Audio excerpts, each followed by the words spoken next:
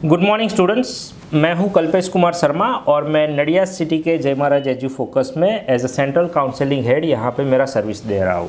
Students, आप जानते ही हो कि एवरी वीक हम एक यूनिक वीडियो लेके आते हैं स्टूडेंट्स के लिए कि हर कंट्री के ऊपर कोई कंट्री के लिए स्टूडेंट वीज़ा की अगर इम्पोर्टेंट इन्फॉर्मेशन है तो हम उनको डेली बेसिस पे, वीकली बेसिस पे अपडेट कर रहे हैं। सो स्टूडेंट्स, आज का ये जो मेरा वीडियो है वो ऑस्ट्रेलिया के लिए GTE उसके रिगार्डिंग ये वीडियो है। GT बहुत सारे बच्चे फेल हो रहे हैं, तो हमें लास्ट वीक ही एक अपडेट भी मिला था कि आप ऑस्ट्रेलिया के ऊपर वीडियो बनाइए, लेकिन ऑस्ट्रेलिया के ऊपर वीडियो बनाने के लिए ये जो GTE है वो बहुत अहम चीज़ होती है। बहुत सारे बच्चे एक्चुअली GTE डिक्लाइन हो जाती है उनकी। तो GTE डिक्लाइन होने के रीज़न्स क्या क्या है, what are the main reasons to decline your GTE। तो आज का ये जो मेरा टॉपिक है वो उसी के ऊपर है कि आप कैसे कैसे सावधानी बरतनी चाहिए जिसकी वजह से आपका ये जो GTE है वो क्लियर हो सके। सबसे पहले दोस्तों, GTE जब हम बात कर रहे हैं, so what is GTE? GTE means genuine temporary entrant. Australian जो यूनिवर्सिटीज़ है, जो कॉलेजेस है, जो यूनिवर्सिटीज़ है, वो उनके तरफ से ये जो GTE का जो एक पूरा सेशन होता है, वो एक प्रोसेस होता है, वो कंडक्ट करते हैं। इसके बिहाफ में बहुत सारी चीज़ें देखी जाती है। तो वो जो चीज़ें होती है वो क्लियर करने के लिए आपको इंटरव्यू के तौर से भी गुजरना पड़ता है। तो यही सारी चीज़ें जो होती है वो हम इसमें देखेंगे। सबसे पहले GTE डिक्लाइन होने के पीछे there are plenty of factors, बहुत सारे कारण हो सकते हैं कि आपका GTE क्यों क्लियर नहीं हुआ है। एक्चुअली क्या है कि ऑस्ट्रेलियन एम्बेसी जो है, ऑस्ट्रेलियन एम्बेसी ने यूनिवर्सिटीज़ या तो कॉलेज के कुछ लेवल्स डिसाइड किए हुए हैं कि यूनिवर्सिटी जो रैंकिंग होती है उसके हिसाब से लेवल 1, लेवल 2, लेवल 3 और लेवल 4 के हिसाब से यूनिवर्सिटीज़ बटी हुई होती है, कॉलेजेस बटी हुई होती है। सो ऑस्ट्रेलियन एम्बेसीज लेवल 1 और लेवल 2 की जो यूनिवर्सिटीज़ होती है उसकी जो स्टडी परमिट्स होती है, उनकी जो फाइल्स होती है, ECOE होती है, उसमें कुछ ज़्यादा बहुत उतना डॉक्यूमेंट वेरिफिकेशन या ज़्यादा बहुत उतना नहीं करते, क्योंकि वो जो रोल है वो उन्होंने यूनिवर्सिटी को ऑलरेडी के दे के रखा है। तो ये जो चीज़ है वो एक ध्यान में लेने वाली चीज़ है, यानी कि university decision it might be a final. Like अगर आपको GTE क्लियर हो चुका है तो हो सकता है कि आपका जो वीज़ा सक्सेस रेशियो है मोर देन 80% इंक्रीज़ हो जाएगा। तो फर्स्ट ऑफ ऑल यूनिवर्सिटी क्या चेक करती है आपके GTE के लिए? सबसे पहले यूनिवर्सिटी देखेगी कि आपका एकेडमिक्स सब क्लियर है। अगर आपके एकेडमिक्स क्लियर है तो कितने परसेंटेज है, अगर आपके कोर सब्जेक्ट है तो उसमें आपके मार्क्स कैसे है वो भी देखा जा सकता है। अगर आपका बैकलॉग 80 है तो वो भी देखा जा सकता है। उसके बाद आता है language criteria, language proficiency test. तो उसमें आपका जो लैंग्वेज टेस्ट का जो कैलिबर है वो कितना है, चाहे आपने PTE दिया है, IELTS दिया है या जो भी रिलेटेड एग्ज़ाम्स दिए हैं, उसमें आपका एलिजिबिलिटी वो देखते हैं कि जो कोर्स आपने लिया है कि वो आफ्टर ग्रेजुएशन बैचलर मास्टर जा रहे हो, पोस्ट ग्रेजुएट जा रहे हो, आफ्टर 12th बैचलर जा रहे हो, डिप्लोमा जा रहे हो, तो वो लेवल के हिसाब से आपका लैंग्वेज प्रोफिशिएंसी चेक करेंगे। उसके बाद आता है आपका फंडिंग डॉक्यूमेंट्स। तो फंडिंग डॉक्यूमेंट्स के अंदर भी बहुत सारी चीज़ें यूनिवर्सिटी अपने तौर पे वो डॉक्यूमेंट्स देखती है, उनको असेसमेंट भी कर सकती है।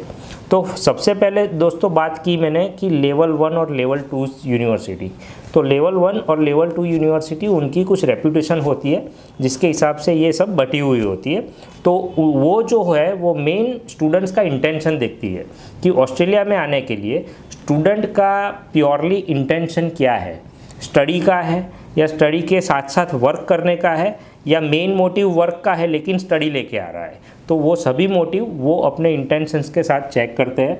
वैसे जो आप कोर्स चूज़ कर रहे हो, कोर्स के साथ साथ आप यूनिवर्सिटी और कोर्स चूज़ कर रहे हो, कोर्स के अंदर आप SOP डालोगे, यानी कि आपका SOP जो है वो भी वो बहुत से चेक करते हैं कि आपने कैसे लिखा है, राइट, कि स्टेटमेंट ऑफ पर्पस उनमें देखा जा सकता है कि आपने जो कोर्स लिया है वो क्यों लिया है, उसके पीछे आपका रीज़न क्या है, आपका फ्यूचर प्लान क्या है। वो सभी चीज़ें GTE के इंटरव्यू के दौरान सभी चीज़ें देखी जा सकती है, उसको वेरीफाई भी कर सकते हैं ये लोग आपके इंटरव्यू में।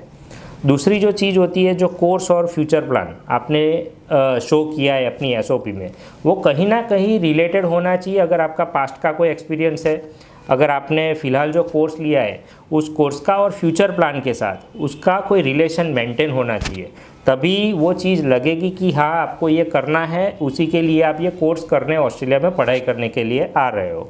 इससे आगे दोस्तों इंटरव्यू जो है वो वीडियो इंटरव्यू भी हो सकता है, और वो जो इंटरव्यू है वो यूनिवर्सिटी रिप्रेजेंटेटिव कंडक्ट कर सकता है।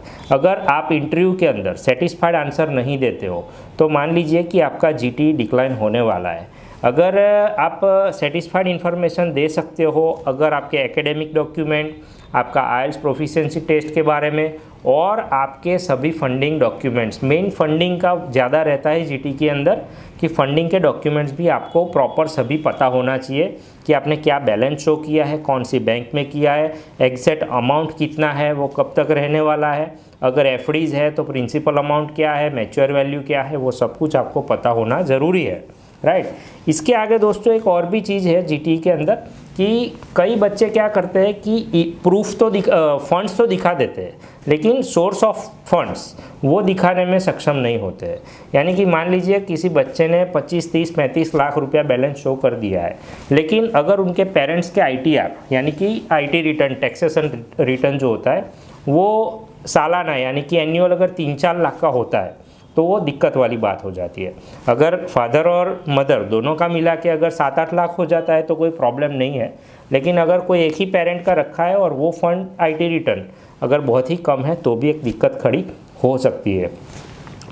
आपने वो भी देखा होगा कि कुछ बच्चों की जो जीटी है वो क्लियर हो जाती है लेकिन उनका वीज़ा सक्सेस रेशियो ज़्यादा नहीं होता है। जीटी क्लियर होने के बाद भी वीज़ा रिज़ल्ट कम है, तो ऐसा क्यों है?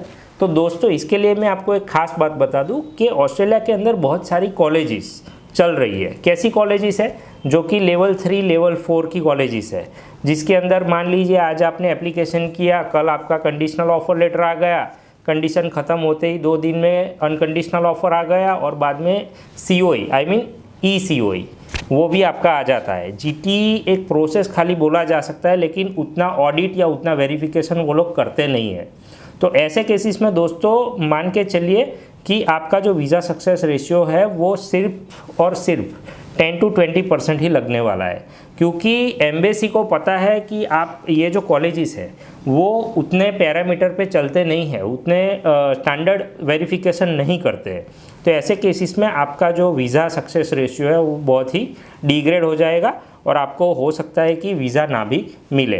तो अगर आपको अच्छे से वीज़ा चाहिए तो स्टैंडर्ड यूनिवर्सिटी में लेवल 1, लेवल 2 यूनिवर्सिटीज़ में अप्लाई कीजिए और अपना जो जीटी है उसको क्लियर करने के लिए ये जो मैंने सारे फैक्टर्स आपको बताए वो सभी फैक्टर्स आपको उसको पकड़ के चलना है, आपको उसमें इन्वॉल्वमेंट देना है। जब आप इंटरव्यू में बात कर रहे हो तो आई कांटेक्ट रखिए, हो सके तो बहुत ही नेचुरल बात कीजिए, कुछ रट्टा मार के ऐसी चीज़ों से जो यूनिवर्सिटी रिप्रेजेंटेटिव होता है उनको आसानी से पता चल जाता है कि आप नेचुरली बात नहीं कर रहे हो। तो जीटी जो है वो वर्बल टॉक टू टॉक है कि आप किसी से बात कर रहे हो, वो इन्फॉर्मेशन मांग रहे हैं, आपको आपकी इन्फॉर्मेशन देनी है, तो उसमें कुछ ज़्यादा हिचकिचाहट होने की ज़रूरत नहीं है। सो आप अपने फ्लो के साथ चलिए। मेरा मानना यही है जितना आसानी से आंसर करोगे, जितना नेचुरल आंसर करोगे, आप जीटी पास करने के बहुत ही नज़दीक पहुंच जाओगे। सो दोस्तों ये हमारा पर्सनल एडवाइस था आपको जीटी क्लियर करने के लिए। ऐसे ही मज़ेदार इन्फॉर्मेटिव वीडियोज़ के लिए आप ये जो हमारा नडियाद का हमारा हेड ऑफिस है जय महाराज एजू फोकस, हमारा यूट्यूब चैनल भी है, इंस्टाग्राम, फेसबुक पे भी हम अवेलेबल है। तो अगर आप चाहते हो कि कोई पर्टिकुलर वीडियो बनाया जाए आपके टॉपिक के लिए तो आप हमें कैप्शन में डाल सकते हो। Please like, subscribe us and comment on us. नीचे हमारा कैप्शन में हमारा एड्रेस और लिंक वगैरह सब कुछ दिया गया है। Thank you so much, have a nice day, bye bye.